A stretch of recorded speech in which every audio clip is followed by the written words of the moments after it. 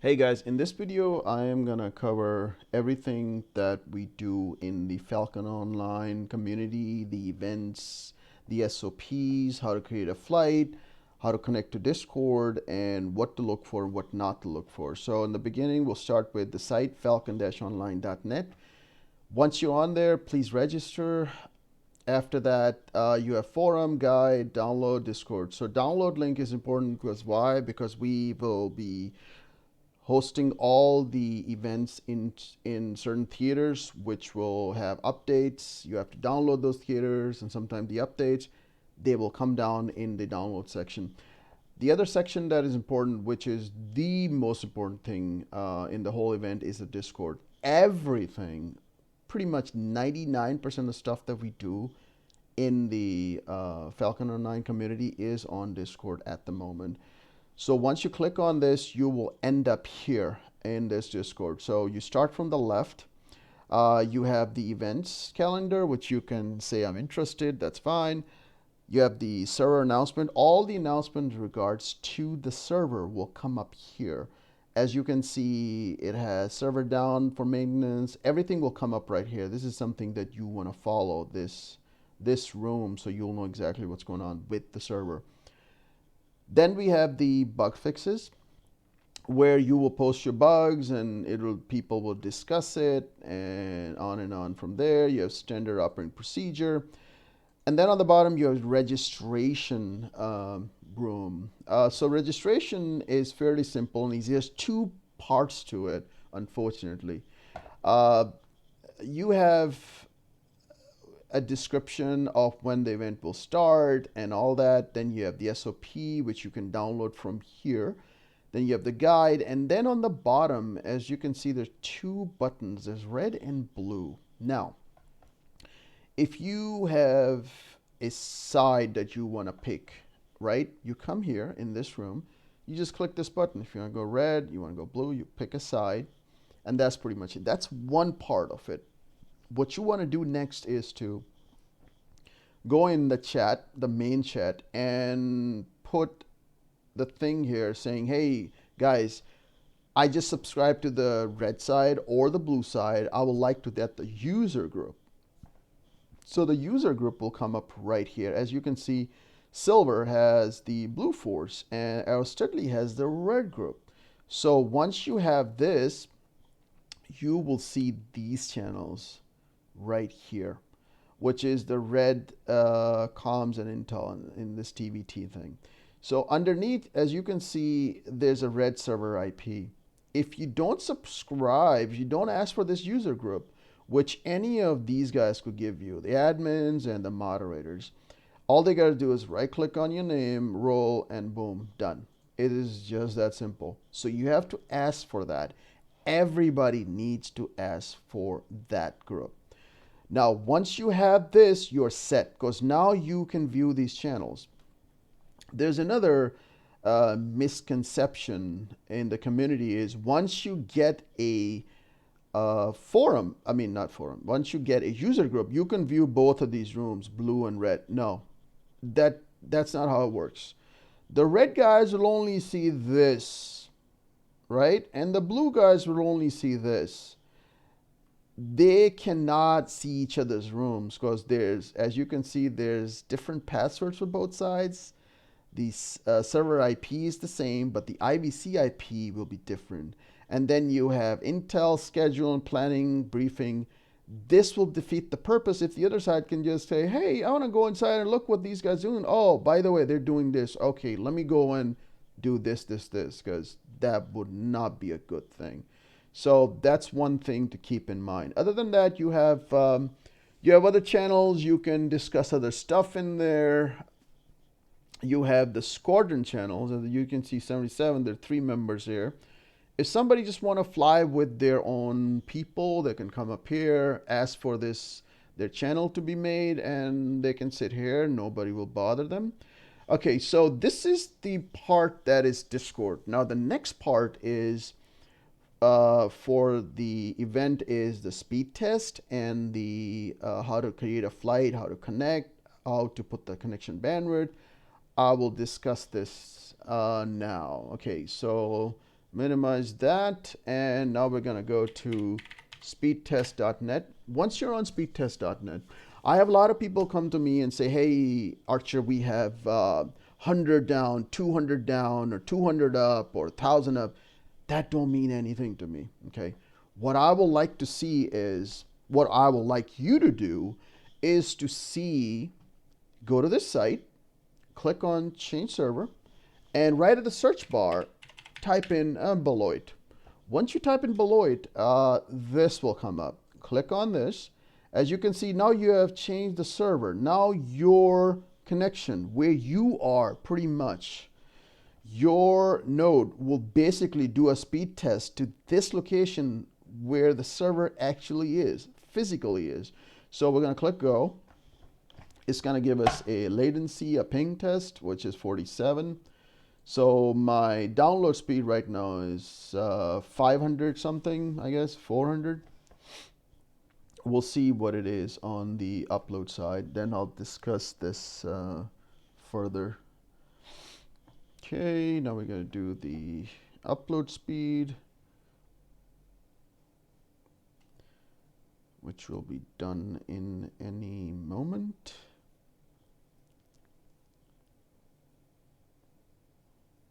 Okay, so there you have it. So if I do this speed test to my own location, I'll get 1,000 and 1,000. Right now it's significantly less, okay, because of the distance, the routing, a lot of things. Now, let's just say you had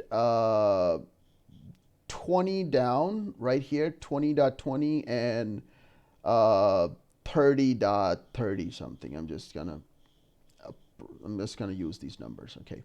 So what you want to do is when you have 2020, you want to use connection bandwidth about 19,000, and upload, if you had 30, you want to use like about 28,000 upload, okay?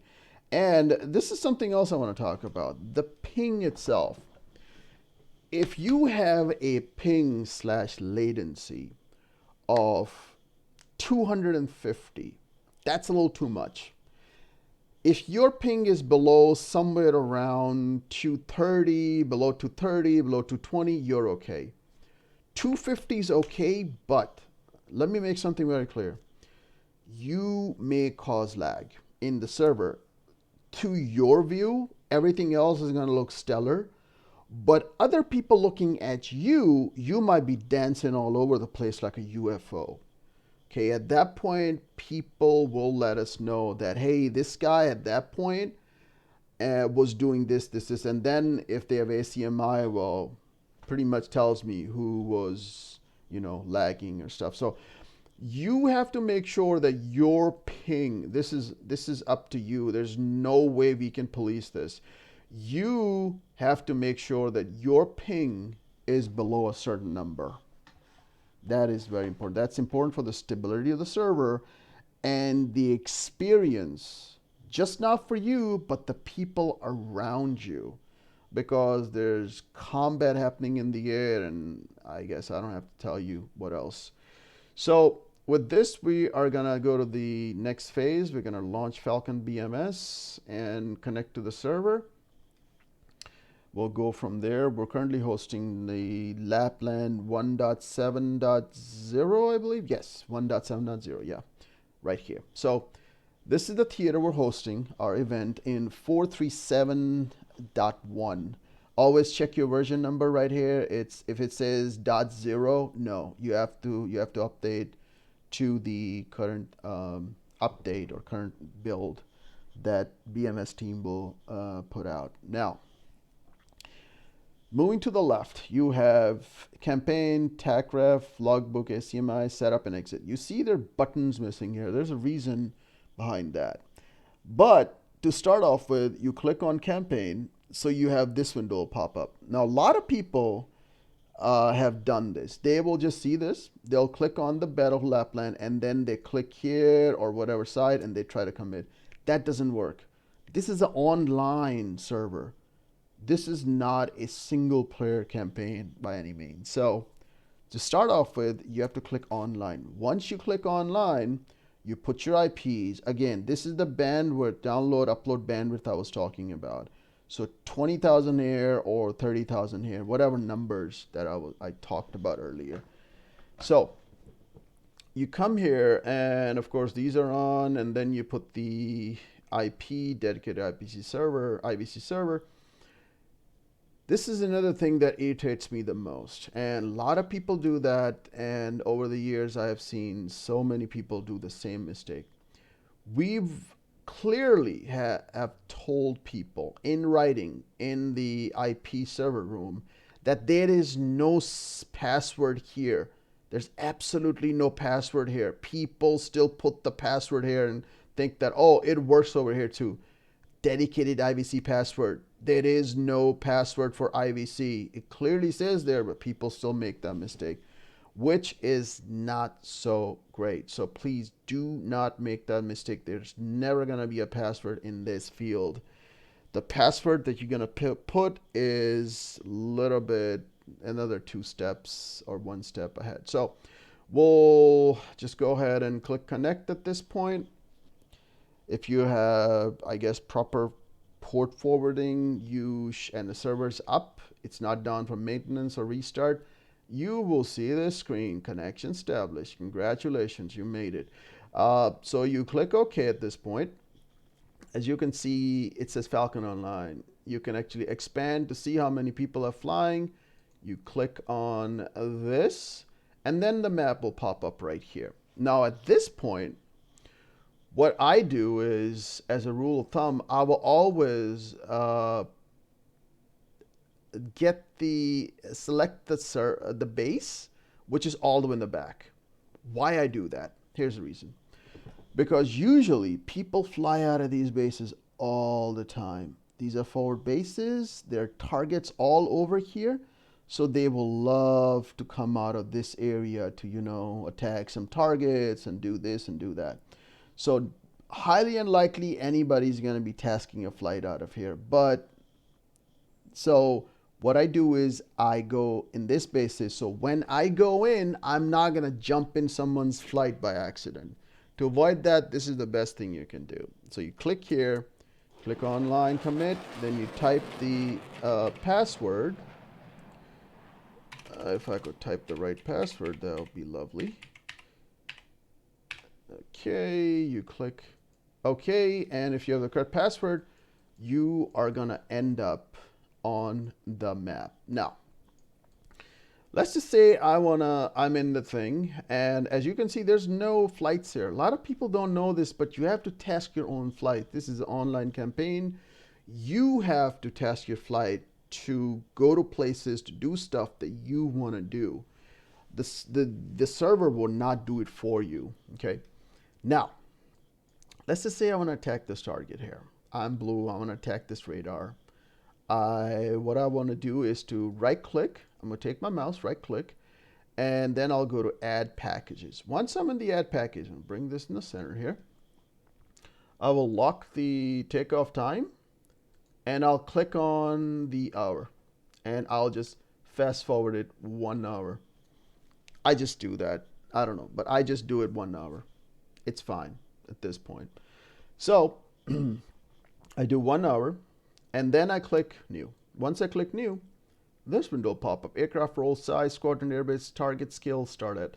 So you start from the top. I want it because we will only have F-16s as flyable aircraft. You could see this KC tanker here.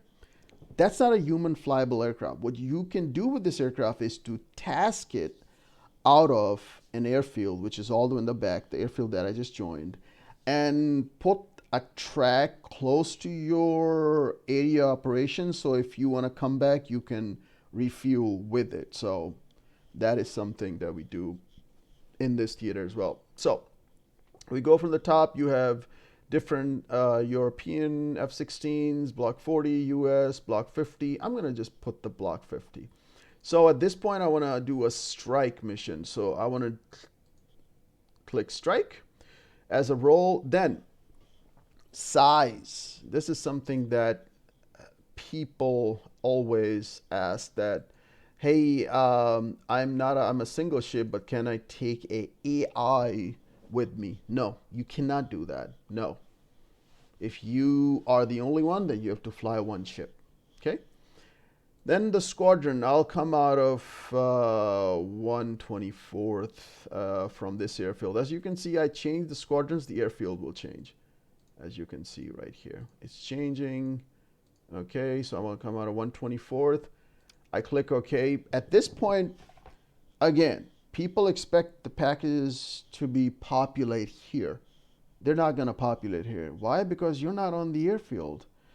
In order for you to find your package and to join your package so you can set up your loadout, DTC, and all that, what you want to do is go to ATO, expand the ATO by clicking Show Entire Air Tasking Order, and then you have to go to, where is the strike mission? If I could find the strike mission. Oh, there you go, airstrike. So my strike mission is, this sounds about right. Single ship, same airfield.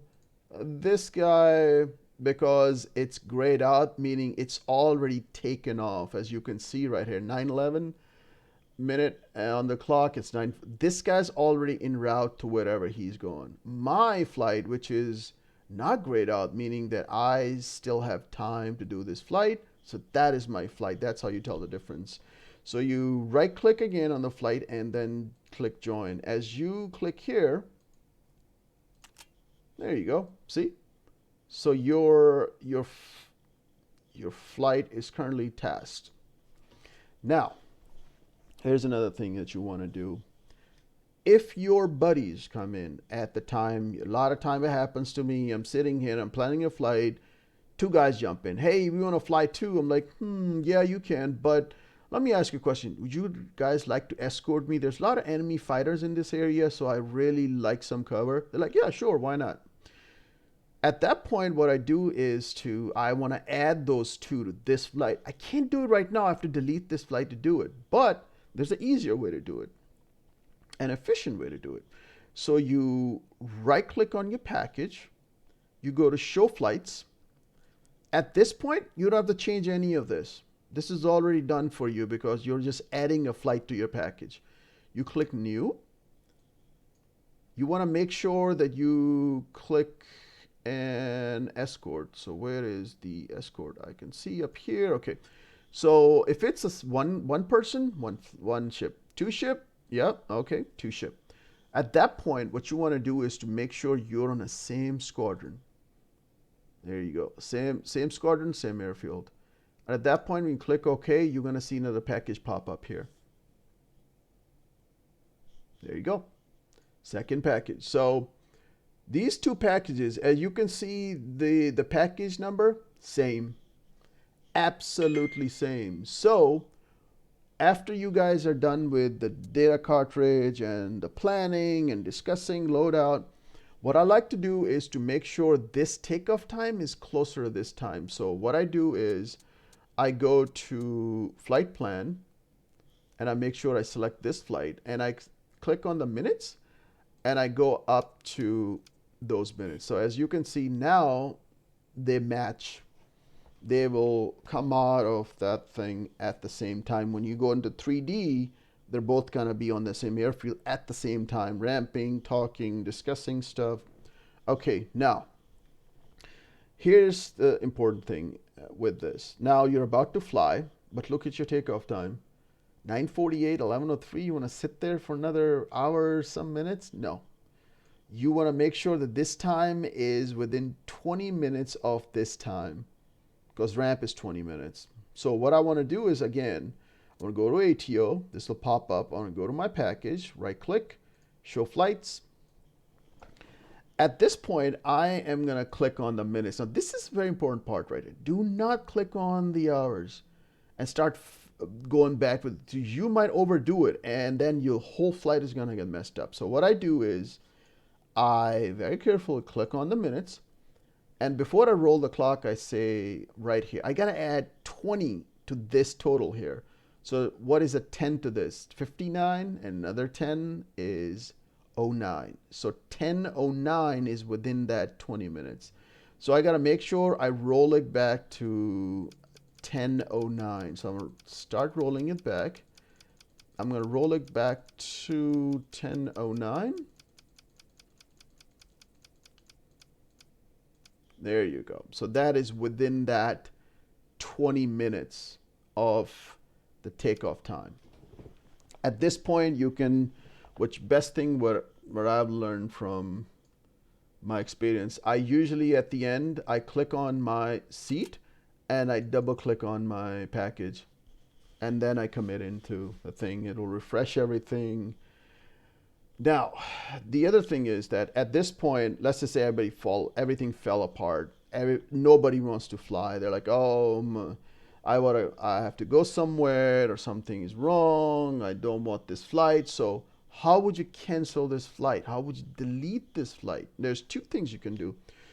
If this flight has taken off, the takeoff time right here is like this, like 9:11:42, and the time is 9:50. You cannot delete that flight. You have to abort that flight, and I'll show you in a second how. Now, first, I want to delete this flight because this flight is not taken off yet, right? I have to go back to the ATO again. Once I'm back on the ATO, I'll find my flight here, right? Once I find my flight, I right click and I go show flights. Both are here. So now I'm going to fast forward this time, the takeoff time, like, let's just say like 10:30, more than 20 minutes of this time, right? I click OK. I right click again and I delete. See, it says human pilot detected. As long as there are humans in any of these flights, this flight is not going to get deleted, even if you forward the time another 2 hours or so. So, simple rule that I follow. You see the ATO, you see the support aircraft, pick the one on the bottom or whatever, right click on it, join that flight.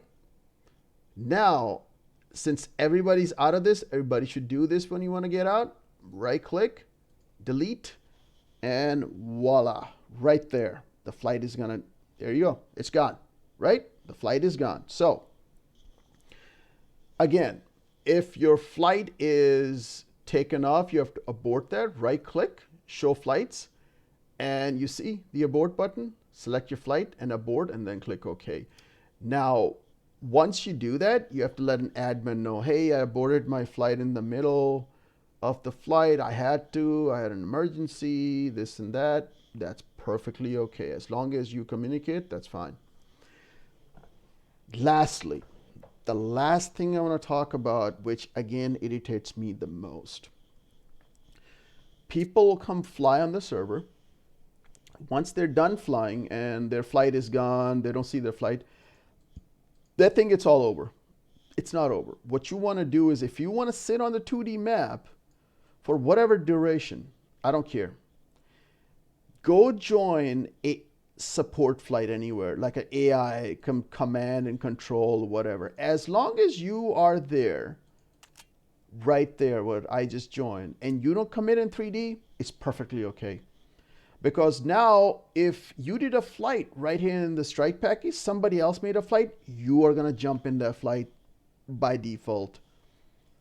And now, since you're away, they can't get a hold of you. They can't continue on the flight. They cannot do anything. They can't even delete it because you're sitting in there.